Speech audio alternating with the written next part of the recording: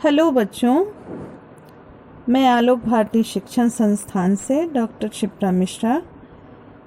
पिछली कक्षा में हम लोग पढ़े थे घनानंद के बारे में, और घनानंद के बारे में हम लोग ये जाने पिछले बार कि वे रीति काल के कवि थे। एक पद हम लोगों ने, इनके पहले छंद को हम लोगों ने पढ़ा, और ये दूसरा छंद आज हम लोग पढ़ेंगे। इस छंद का शीर्षक है मोह असुवनहि ले बरसो। जैसे कि हम लोग पिछली बार भी इस बात को पढ़े कि घनानंद प्रेम के पीर के कवि माने जाते हैं, और सुजान नामक एक महिला नर्तकी से वे प्रेम करते थे,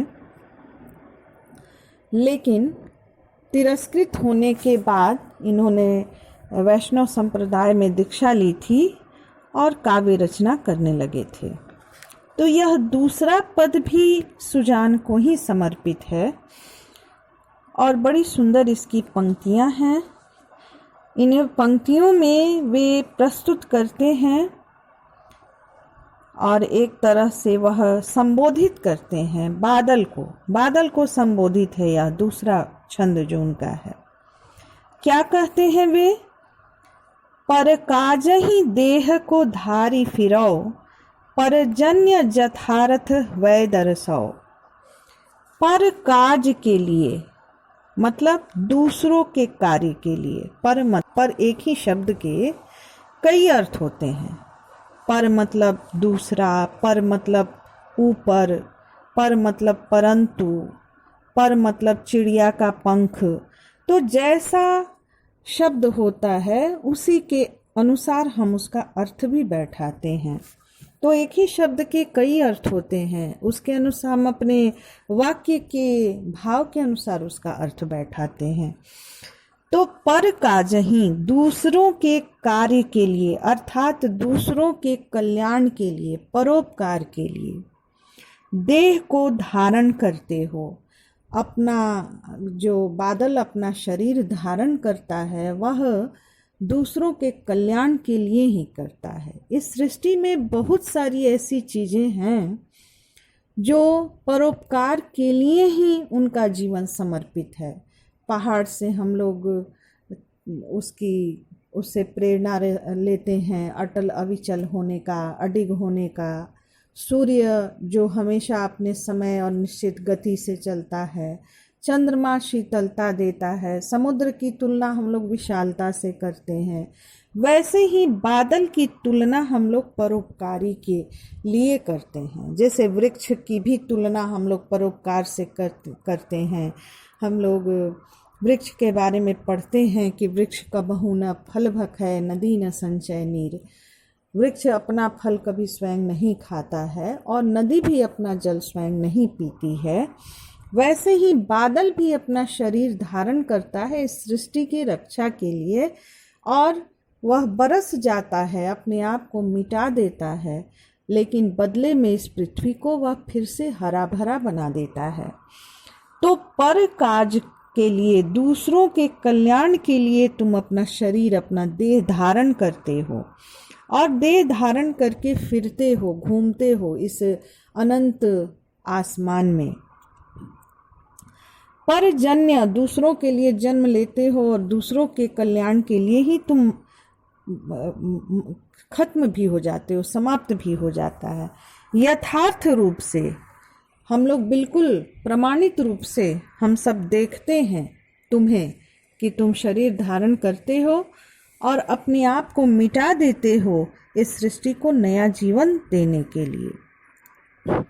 निधि नीर सुधा की समान करो, सबही विधि सज्जनता सरसो। निधि मतलब संपत्ति, नीर मतलब जल। उस बादल में अथाह जल राशि होती है, तो उस जल की संपत्ति को सुधा के समान, अमृत के समान, क्योंकि जल नहीं बरसे तो धरती सूख जाएगी, पेड़ पौधे नहीं होंगे, जीव जंतु प्यासे छटपटा कर मर जाएंगे, मनुष्य के भी जीवन का कोई ठिकाना न रहेगा। तो तुम सुधा के समान, अमृत के समान, सब पर समान रूप से सज्जन होकर सबको सरसाते हो, जीवन को सरस बनाते हो। यह बादल हैं तभी पानी है, तभी बरसता है। यह धरती हरा भरा है, जब तक हरा भरा है तब तक जीवन में उत्साह है, खुशी है, फसलें हैं। हम अपने जीवन में तरह तरह के रंग रूप से उत्सव मनाते हैं, लेकिन अगर बादल नहीं रहे तो यह सब कुछ वीरान और सुनसान हो जाएगा, हमारे जीवन का आनंद ही समाप्त हो जाएगा। तो अमृत के समान तुम समान रूप से बरसते हो। ऐसा नहीं है कि अमीर के घर में ज़्यादा बरसते हो, गरीब के घर में कम बरसते हो, या धर्म जाति देश का तुम कोई भेदभाव नहीं करते हो। समान रूप से सभी विधि सभी प्रकार से तुम सज्जनता, एक यहाँ जो धरती पर एक मानवता के रूप में तुम नया जीवन देते हो, सरसता का संचार करते हो, सरसाते हो, खुशियाँ भरते हो सबके जीवन में। घन आनंद जीवन दायक हो, कछु मेरियो पीर हिये परसो। घनानंद कहते हैं कि तुम जीवन दायक हो, जीवन देते हो। जब तक जीवन नहीं दोगे, जब तक बरसोगे नहीं, यह सृष्टि सूख जाएगी। तो तुम जीवन देते हो सबको, तो कुछ मेरी भी पीर को, मेरी भी पीड़ा को, मेरे भी हिये मतलब हृदय, मेरे हृदय की पीड़ा को भी तुम थोड़ा महसूस करो, कुछ समझो, परसो, स्पर्श करो। मुझे भी, मेरे दर्द को, मेरी पीड़ा को भी तुम महसूस करो। और जिस तरह सारी धरती के ताप को, ज्वाला को, ऊष्मा को तुम अवशोषित करते हो और इस धरती को नया जीवन देते हो, वैसे ही मेरा हृदय भी पीड़ा से जल रहा है, छटपटा रहा है। तुम मेरी भी पीड़ा को अवशोषित करो और मेरे दुख को, दर्द को महसूस करो। कबहू व विसासी सुजान के आंगन मो, असुवन ही ले बरसो। जिस तरह तुम इस पूरी सृष्टि के दुख को, तकलीफ को, दर्द को, पीड़ा को, जलन को, ऊष्मा को अवशोषित करते हो, और वह अवशोषित करने के बाद तुम बूंद बूंद बादल बरसाता है और फिर से इस धरती के अंदर की ताप और ज्वाला को शांत करता है, तो वैसे ही तुम मेरे हृदय की पीड़ा को भी महसूस करो, अवशोषित करो, स्पर्श करो और उस सुजान के आंगन में जाकर मेरे आंसुओं के रूप में बरस जाओ।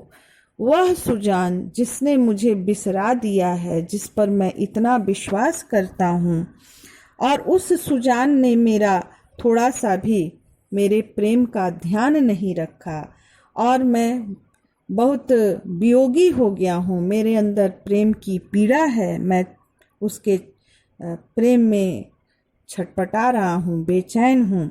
तुम मेरी आंसुओं को, मेरे दर्द को अवशोषित करो और सुजान के आंगन में बादल के रूप में बरस जाओ, वर्षा के रूप में बरस जाओ, उस सुजान के आंगन में जिसने मुझे भुला दिया है, मेरी तकलीफ को, मेरे दुख दर्द को जो नहीं समझती है। तो इस तरह यह तुम लोगों ने देखा कि घनानंद प्रेम के पीर के कवि हैं और दोनों पदों को हम लोगों ने समझा। भाषा संबंधी प्रश्नों को मैंने बना करके और तुम्हारे व्हाट्सएप ग्रुप में डाल दिया था। इससे संबंधित जो प्रश्न है उन्हें तुम बना लोगे और उसको भेज दोगे। जहाँ तुम्हें नहीं समझ में आएगा उन पंक्तियों को रेखांकित करके और फिर से मुझसे पूछ लोगे। तो ठीक है, धन्यवाद बच्चों।